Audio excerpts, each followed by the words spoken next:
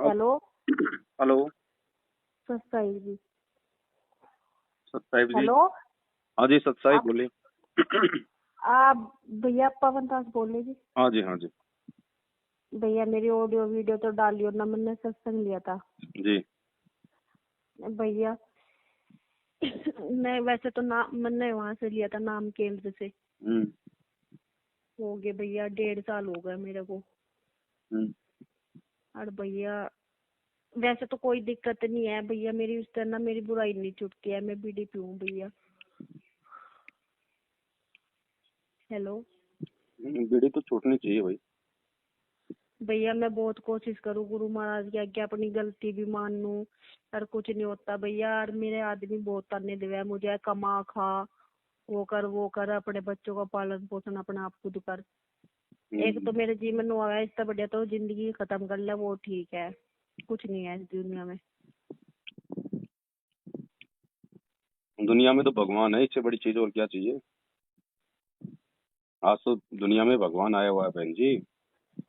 भैया आया हुआ तो है, वो तो मुझे पता, उन पे विश्वास भी है पूरा मेरा। वो डेली सत्संग भी सुनती हूँ, मंत्र जाप भी करती हूँ। वैसे मतलब माला से मेरा मन नहीं करता है, मैं वैसे कर लेती हूँ, स्वास्थ्य ही कर लेती हूँ। अरे भैया ऐसे क्या दिक्कत आ रही जो मेरी ये बुराई छूटी नहीं रही भैया।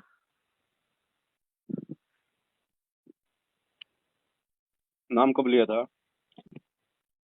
भाई बता रही मैं अभी भैया, नाम केंद्र से लिया था। और जब मुझे इतना ज्ञान भी नहीं हुआ था, अब तो मैं डेली रोज सत्संग सुनती हूँ, जितने भी हो सके उतनी, मतलब 12-1 बजे तक सुनूं मैं, जैसा कि मेरा काम निमट गया। नाम कब लिया? 2 महीने पहले, 2 साल पहले, कब लिया? अभी बता रही मैं भैया आपको। वैसे आइडिया बता दो। हाँ जी। वैसे आइडिया बता दो बहन जी। बता रही है अभी। मैंने नाम लिया था भैया 16 तारीख सन 2019 में। 19 में नाम लिया आपने, अभी तक आपकी बीड़ी नहीं छूटी। नहीं भैया मैंने बहुत कोशिश कर ली, मैंने गुरु महाराज से माफी भी मांग ली, रो रो के अभी सब कुछ कर लिया, सच्चे मन से, सच्चे दिल से, सच्ची आत्मा से सब कुछ कर लिया। देखो ऐसा बहन जी, हैं जी। ऐसा है, जी ये तो है नहीं कि यहाँ इस भक्ति मार्ग में कोई टाइम है कि भाई जी आपकी बीड़ी नाम लेते 2 महीने में छूट जाएगी, 6 महीने में छूट जाएगी, 1 साल में छूट जाएगी। जी कुछ चीजें ऐसी होती हैं जो नाम लेते ही परमात्मा जी के आशीर्वाद से छूट जाती हैं। जी कुछ चीजें नहीं छूटती हैं क्योंकि हमारे संस्कार ही ऐसे होते हैं, हमारी आत्मा इतनी कमजोर होती है। तो उसका परमात्मा जी। ने एक ही तरीका बताया है, हाँ अपनी जी। तरफ से तो करनी है पूरी कोशिश, और जी परमात्मा से करनी है बारंबार प्रार्थना। और मन में वो बीड़ी पीने के भाव जागृत नहीं होने चाहिए। और जब भी ऐसा कोई मन में कोई भाव जागे बीड़ी पीने का, तो रो रो के परमात्मा से प्रार्थना, रो रो के मतलब तुरंत मालिक को दंडवत करो, मालिक से प्रार्थना करो कि परमात्मा आप ही हो जो इस तलब को समाप्त कर सकते हो। तो उसके बाद फिर परमात्मा कहते हैं कि राम नाम रटते रहो जब तक घट में प्राण, कभू तो दीन दयाल के भिनक पड़ेगी कान। कभी न कभी तो परमात्मा आपके उस विकार पे रजा करेगा ही करेगा, यदि हम प्रार्थना करते रहेंगे, अपनी तरफ से हम प्रयास जो है करते रहेंगे। जी भैया मैं तो बहुत प्रयास करूँ भैया, मैं रोज में सोचू आज छूटे, आज छूटे, आज छूट जा। मैं रोज दंडवत प्रणाम भी करती हूँ, रोज यही अरदास करूँ भगवान मेरी ये छूट जा। मैं आपके अंतिम सांस तक आपके चरणों में रहूंगी, मैं ऐसा कुछ नहीं करने की। उसके लिए सबसे पहले तो बहन जी, यदि आपका संपर्क किसी भी प्रकार से सतलोक आश्रम मैनेजमेंट हरियाणा फर्जी नामदान केंद्रों से है, तो आपने तुरंत मालिक को दंडित करके उनको समाप्त कर देना है। देखो भैया मेरी बात सुनो, आपको मैं पूरी डिटेल बताऊंगी। जब मैंने नाम दाम लिया था, ठीक है भैया, फिर मैंने आपकी मतलब मेरे पे बड़ा फोन नहीं था, जब मेरे पे छोटा ही फोन था, तो मैं तो मतलब तीनों टाइम की प्रार्थना मैं कर लू थी। दोनों टाइम की जोत भी मैं जलाती हूँ, मतलब कि जो होती नहीं अखंड जोत, वे भी मैंने 2-3 बार जला ली। मतलब ऐसी कोई बात नहीं है, मेरा मतलब जो मैंने मांगा वो तो पूरा हुआ, बस यही नहीं चीज मेरे पे छूट रही है। मैं उन्होंने कहती है भगवान नहीं है, ये मेरे लिए सब कुछ यही है। देखो इन्होंने वैसे मेरी बहुत से मतलब मदद करी भैया, मैं तो इतनी दुखी थी, मेरी आत्मा अंदर से इतनी दुखी थी, मैं इतनी तड़पू थी। और भैया मुझे इतनी समझ भी नहीं थी कि मुझे इन्होंने सब कुछ समझाया, सब कुछ वो करा। वो बात सही है, दास का कहने का मतलब है दो चीजों की बहन जी हमारे अंदर कमी है। पहली कमी तो ये है कि हम जुबान से तो कह रहे हैं कि ये भगवान है, ये परमात्मा है, लेकिन हम अंदर से नहीं मान रहे कि यही परमात्मा है। दूसरी चीज सुनो, दूसरी चीज हम खुद नहीं छोड़ना चाह रहे। कहीं ना कहीं हमारे अंदर भी वो कमजोरी है जी। आपके बच्चे कितने हैं? जी 2 है, एक लड़का एक लड़की। उम्र क्या है? एक 13 साल का है और लड़की 11 साल की है। अगर आपकी लड़की मान लो बीमार रहती है जी। और आप कहीं भी उसका इलाज नहीं हो रहा और आप उसको गुरुजी के पास लेके गई और गुरुजी ने कहा कि बेटा देख परसों इसकी मौत है जी। आप कहोगे गुरुजी दया करो, परमात्मा दया करो, मालिक कुछ भी करो, मेरी बेटी बचाओ परमात्मा, आप जो कहोगे मैं वो करूंगी। तो गुरुजी आपको कहें कि बेटी देख तेरी बेटी को अगर बचाना है तो उसका एक ही उपाय है। क्या उपाय है गुरुजी? कल से अगर तूने बीड़ी पी उसी दिन तेरी बेटी मर जाएगी। आज के बाद यदि तूने बीड़ी को होठ पे भी लगाया तो उसी दिन तेरी बेटी मर जाएगी। बताओ बहन जी, क्या आप उसके बाद बीड़ी पियोगी? नहीं जी। नहीं पियोगी ना। क्यों? क्योंकि आपको अपनी बेटी की चिंता है, आपको अपनी बेटी की जान प्यारी है। ठीक इसी प्रकार बहन जी परमात्मा ने तो बोल ही दिया कि बीड़ी पियोगे तो भक्ति बर्बाद हो जाएगी, भक्ति नष्ट हो जाएगी, लेकिन आपको भक्ति प्यारी नहीं है अभी। अगर आपको ये भक्ति प्यारी हो, इस भक्ति की आपको अपनी बेटी की तरह चिंता हो, तो बहन जी आप खुद कह रही हो कि अगर ऐसी नौबत आ जाए कि बीड़ी पीने से मेरी बेटी मर जाए तो मैं बीड़ी नहीं पीऊंगी। आप बहन जी भक्ति जहां नष्ट हो रही है वहां पे बीड़ी क्यों पी रही हो? वो भी तो गुरुजी का आदेश है कि बीड़ी पियोगी तो भक्ति मर जाएगी, भक्ति नष्ट हो जाएगी। तो अभी तक तो आप इस भक्ति और भगवान को अपने बेटा बेटी से भी ज्यादा महत्व नहीं दे रहे, उनसे भी नीचा महत्व दे रहे हो, इसलिए आपकी बीड़ी नहीं छूट रही। समझ में आया बहन कुछ? हाँ जी भैया, आप ही बताओ उसका समाधान क्या करूँ? कुछ नहीं है तो आपने सोचना पड़ेगा, आपने अपना दिमाग लगाना पड़ेगा, आपने परमात्मा से प्रार्थना करनी पड़ेगी। ये तो आपने विचार करना पड़ेगा कि मैं भक्ति को कितना महत्व दे रही हूँ। जब भक्ति को महत्व नहीं देंगे तो बताओ फिर ये विकार कहाँ छूटेंगे हमारे? हमें अपने बेटा बेटी की भक्ति से ज्यादा चिंता है तो विकार बहन जी कहाँ से छूटेंगे? नहीं भैया, मैं तो रात दिन भी मेरे मन में मेरे हृदय में कोई भी नहीं है। अब दास ने आपको जो फाइनली बात थी दास ने आपको बता दी। जब आप अपनी बेटी की जान के लिए बीड़ी छोड़ सकती हो तो क्या भक्ति के लिए नहीं छोड़ सकती भाई? नहीं जी, छोड़ मन में तो उस समय भी आएगी पी लूं, लेकिन बेटे की मौत दिखाई देगी ना। तो मन में तो आज भी आ रही है, लेकिन आज आपको भक्ति दिखाई नहीं दे रही, आज आपको चिंता नहीं है, इसलिए नहीं छूट रहे भाई। लेकिन जिसको ज्ञान समझ में आ गया, जिसको भक्ति समझ में आ गई, जिसको भक्ति का महत्व समझ में आ जाएगा ना, वो तो बहन जी दुनिया छोड़ देगा। बीड़ी कौन सी बड़ी बात है, एक लकड़ी का टुकड़ा जी। और जो आदमी बीड़ी नहीं छोड़ सकता वो आदमी दुनिया क्या छोड़ेगा? फिर वो सतलोक क्या जाएगा, यही भटकता रहेगा जी।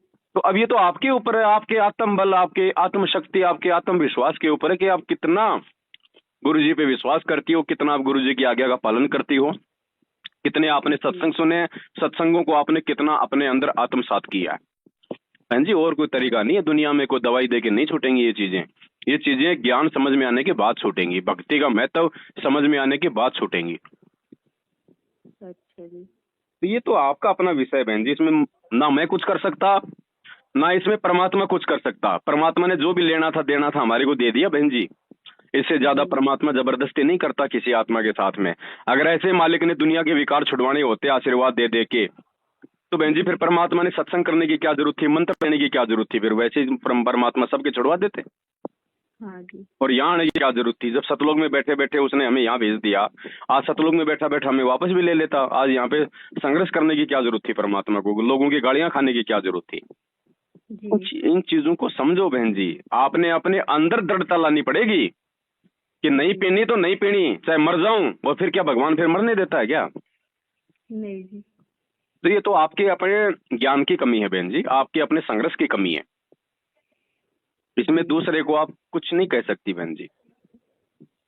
अभी देख लो आप कितने कमजोर हो आप भक्ति में। आत्मा जब तक मन से मजबूत नहीं होगी विकार नहीं छूटेंगे, और आत्मा की मजबूती का माध्यम है परमात्मा की भक्ति सत्संग। और भक्ति सत्संग से ही हमें ज्ञान समझ में आएगा, ये भगवान समझ में आएगा, भक्ति का महत्व समझ में आएगा। जी तो ये विचार आपने करना बहन। अब जी। अरे भैया सत्संग तो मैं डेली सुनती हूँ, मतलब और ज्यादा बढ़ाने शुरू कर दूँ भैया। बाजी दिन तो मेरा ऐसा जी करा इससे बढ़िया तो जिंदगी तो सिवा कुछ नहीं है, मौत से सिवा। देखो सत्संग बढ़ाने से थोड़े ना कोई सत्संग समझ में आते हैं। जितने सुन रहे हो उसको अपने जीवन में भी लागू करो, उनको समझो परमात्मा क्या कह रहे हैं, क्या आदेश दे रहे हैं। हम सुनते जा रहे हैं, अमल हम उन पे करते नहीं, तो क्या फायदा। चाहे 24 घंटे सुन लो सत्संग, ऐसे सत्संग सुनने से थोड़ा ना कोई काम आएगा बहन जी।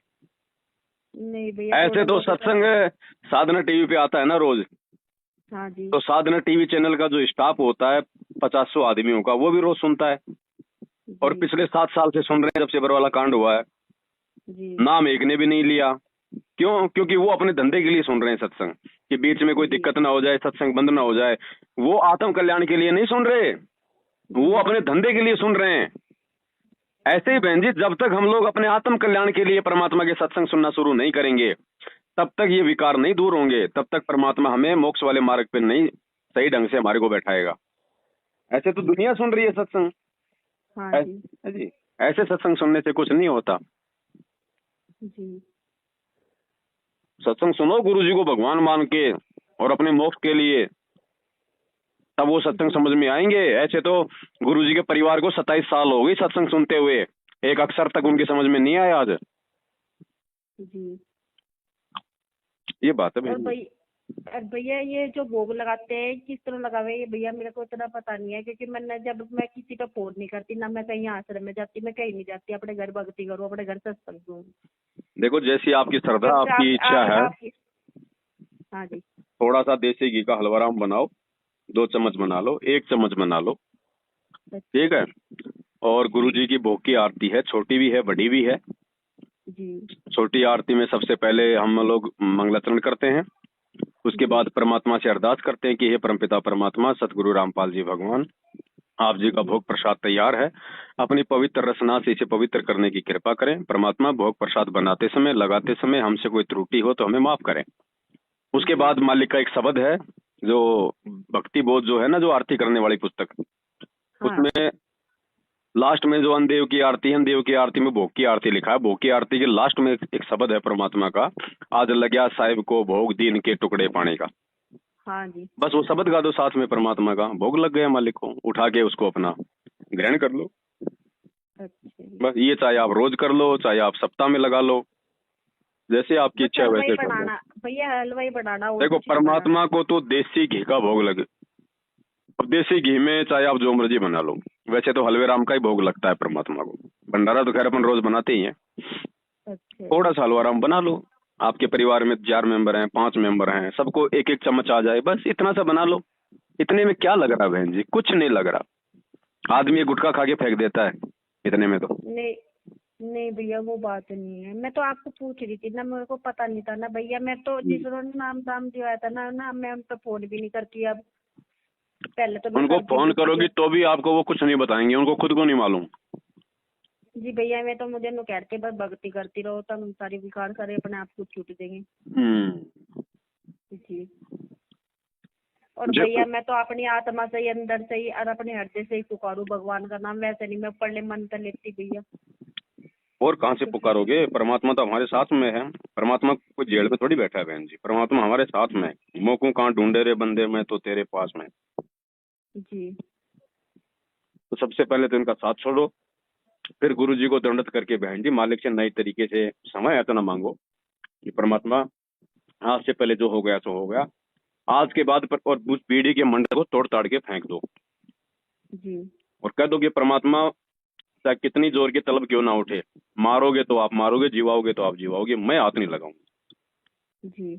फिर क्यों नहीं बहन जी, फिर मालिक की भक्ति करो, मालिक के मंत्र करो, जी। परमात्मा को भोग लगाओ। जी। फिर क्यों नहीं होगा। अरे भैया ये अखंड ज्योत, हमें ज्योत चाहे आप लगाओ अखंड, कोई दिक्कत नहीं, 24 घंटे जलाओ, मालिक का आदेश है। लेकिन हमने उसको अखंड नाम से नहीं जलाना जी। हमने उसको अखंड ज्योत नाम से नहीं जलाना। बाकी चाहे 24 घंटे जलाओ उसको। संकल्प मत करो कि मैं आपकी अखंड ज्योत जलाऊंगी और कल को भूकंप आ गया तो कहाँ गई आपकी वो प्रतिज्ञा। जी तो वैसे चाहे 24 घंटे चलाओ, मालिक ने कह रखा है कि एक अच्छा सा बड़ा सा कटोरा ले लो, उसको भर लो, चाहे 1 किलो, आधी किलो, 2 किलो, जैसी आपकी मर्जी, 100 ग्राम, 200 ग्राम, 250 ग्राम, जलाओ 24 घंटे परमात्मा का। अच्छा जी। वो तो आपको फायदा है। अच्छा भैया, कभी जला लो, चाहे डेली जला लो, चाहे मतलब बड़ा वो जब जला लो, है भैया?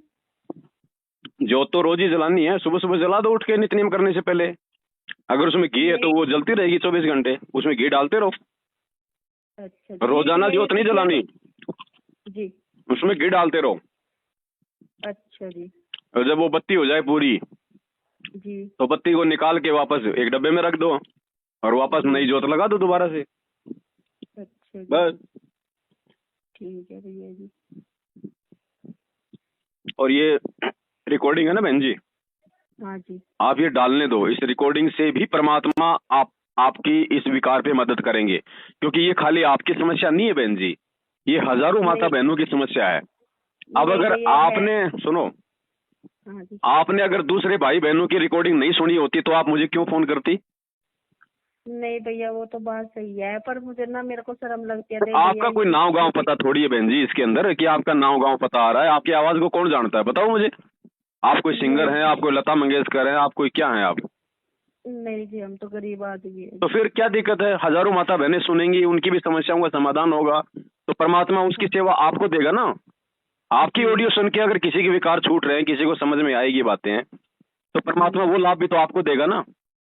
हो सकता है यही तरीका हो आपके विकार छुड़ाने का। जी, तो इसमें कुछ नहीं बहन जी, कौन जानता है। मेरी तो पिटाई हुई है, मैंने तो मेरा वीडियो डाला, सर हम लोग मेरे को मार रहे हैं, तो क्या मेरी बेइज्जती हो गई?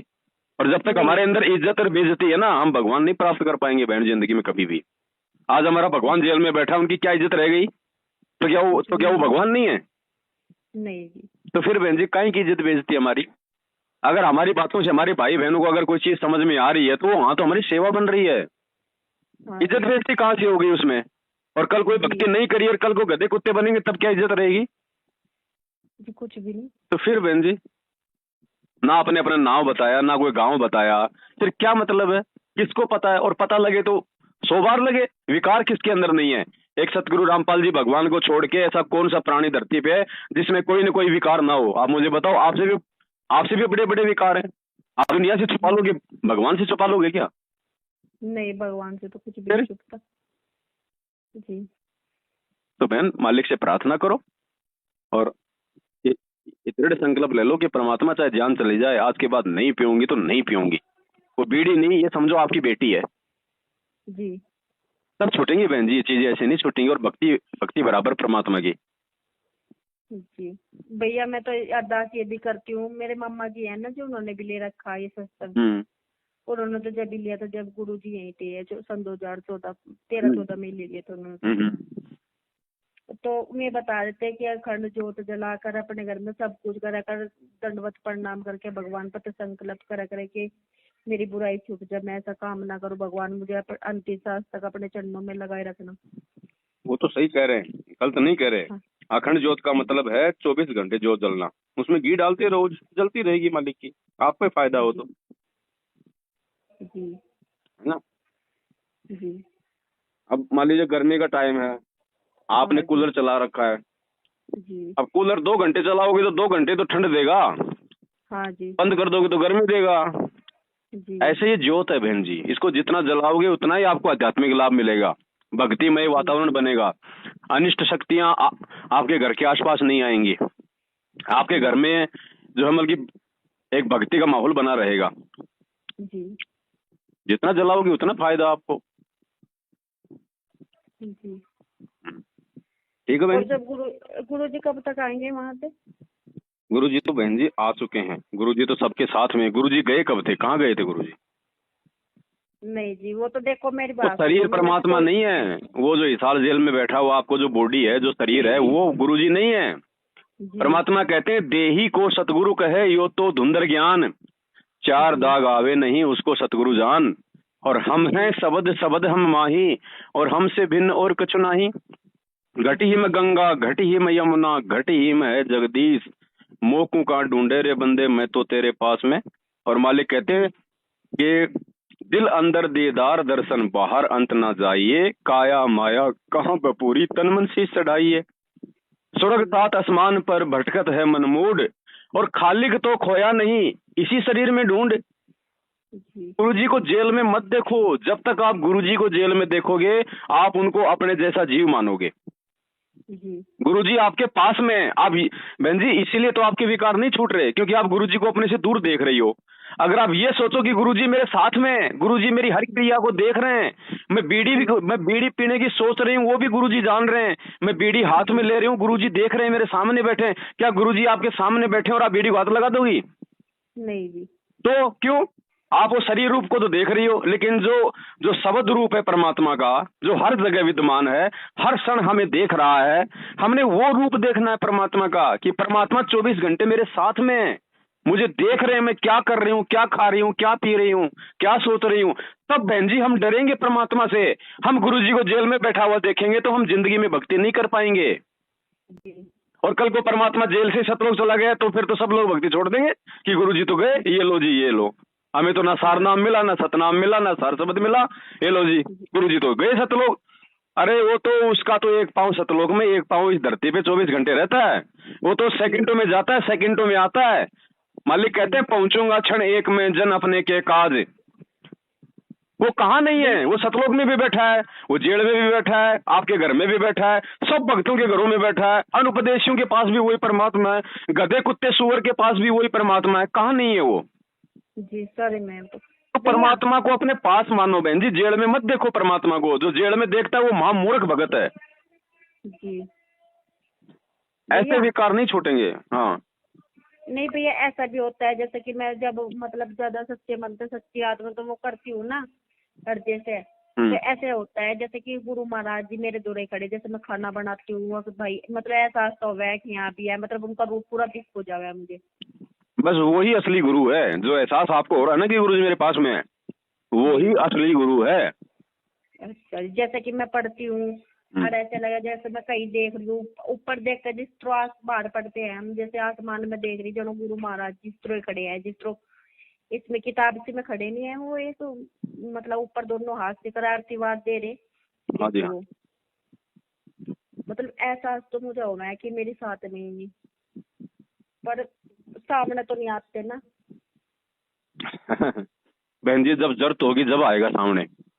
आपका एक्सीडेंट होना होगा, सामने से बस आपके ऊपर चढ़ती दिखाई दे रही है, तब परमात्मा प्रकट होके आपका हाथ खींचेगा। ऐसे क्या करेगा सामने आके? जी ऐसे क्या करेगा सामने आके बताओ? नहीं। आपने पहले शक्तिमान देखा हो नाटक? हाँ 24 घंटे थोड़ी किसी के साथ रहता था। जब कोई आपत्ति आती थी तो तुरंत ऊपर से घूमता घूमता आ जाता था ना, तुरंत प्रकट हो जाता था जी। और अपना काम करके वापस भाग जाता था। हाँ जी। तो असली शक्तिमान तो आज मिला है हमें, सतगुरु रामपाल जी भगवान जी। जब जरूरत होगी ये शब्द तुरंत वहीं प्रकट हो जाएगा, जो मर्जी रूप बना लेगा। हमें तो हमारी सहायता से मतलब है ना। परमात्मा तो गधे के रूप में आके आपकी सहायता कर देगा, आपको क्या लेना देना उससे? जी। जरूरी थोड़ी है कि संत रामपाल जी के रूप में आके आपकी सहायता करेगा। नहीं, उसकी मौज परमात्मा की, वो कोई भी रूप में सहायता कर दे आपकी। आपको कोई बैल मारने के लिए दौड़ रहा है और दूसरी तरफ से परमात्मा बैल बनकर उस बैल के साथ में झगड़ा कर रहा है, तो आपकी तो रक्षा हो गई ना जी। अब चाहे गुरुजी आते, चाहे गुरुजी बैल बन के आ गए, चाहे गुरुजी ने किसी बैल के अंदर प्रेरणा कर दी।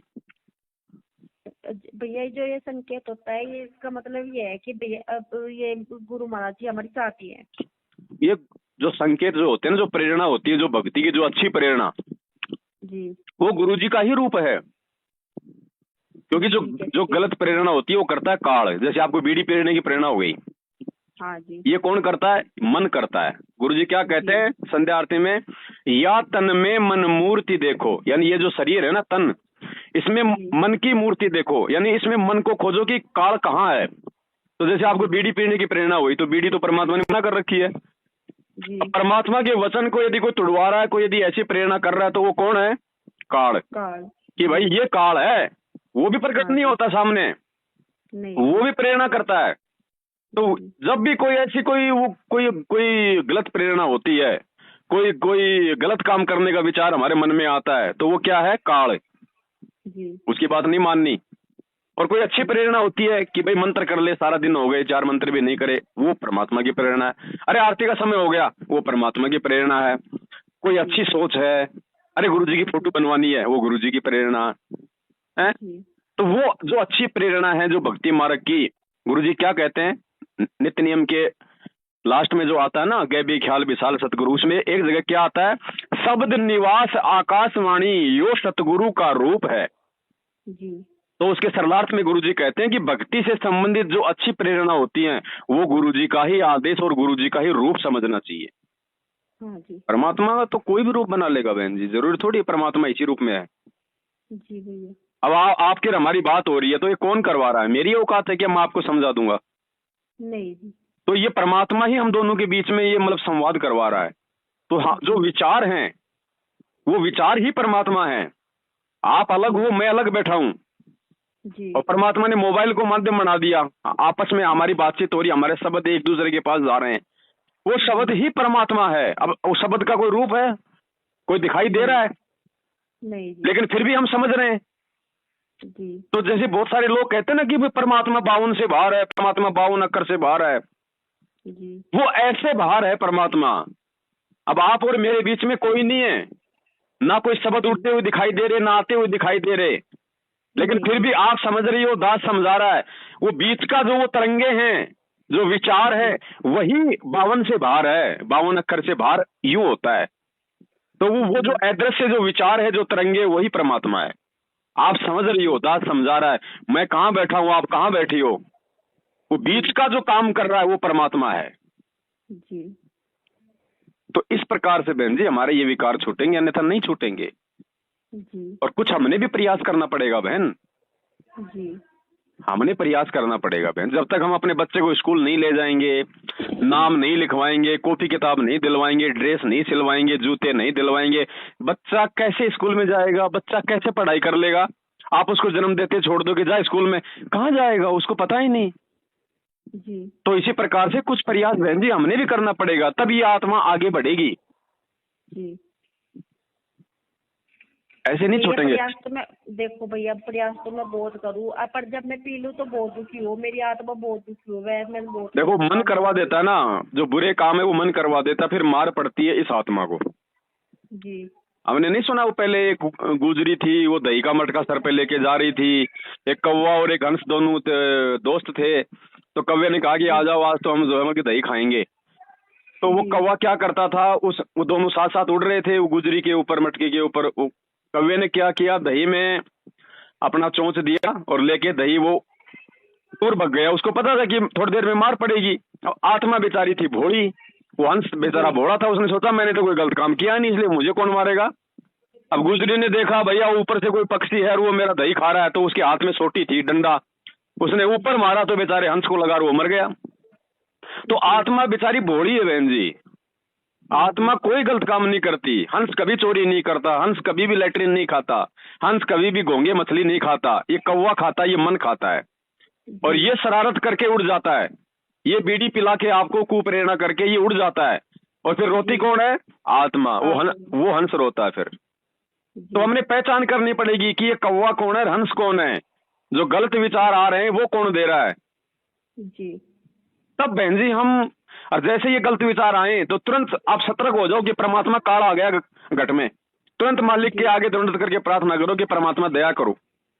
जी। तब बहन जी परमात्मा कुछ हमारे लिए करेगा। जब हम कुछ उस परमात्मा की तरफ हम आगे बढ़ेंगे, हम उसे प्रार्थना करेंगे, अरदास करेंगे बहन जी, हम भी अपनी तरफ से पूरा प्रयास करेंगे। अब वो गुजरी चाहती तो कम से कम उस मटके पे ढक्कन तो लगा ही सकती थी। जी। ढक्कन लगा लेती तो बताओ वो कौवा कहां से चोंच मारता। तो इस भक्ति में ढक्कन का मतलब है मर्यादा। अगर भक्ति, ये भक्ति गुरुजी ने जो दे दी मर्यादा, उसका ढक्कन है। अगर हम ढक्कन को उगाड़ देंगे तो फिर तो कोई भी खाएगा बहन जी। तो ढक्कन मत उगड़ने दो, मर्यादा मत तोड़ो। छोटी मोटी गलती हो जाती है, तुरंत परमात्मा से प्रार्थना करो और आगे से ना करने का संकल्प लो। ये ढक्कन को लगाए रखो, ढक्कन उगाड़ दोगे तो फिर चोंच मार मार के लोग खा जाएंगे। ऐसे बात बनेगी बहन जी। ठीक है भैया जी। हाँ ठीक है बहन, ठीक है। सत्य जय हो बंदी छोड़।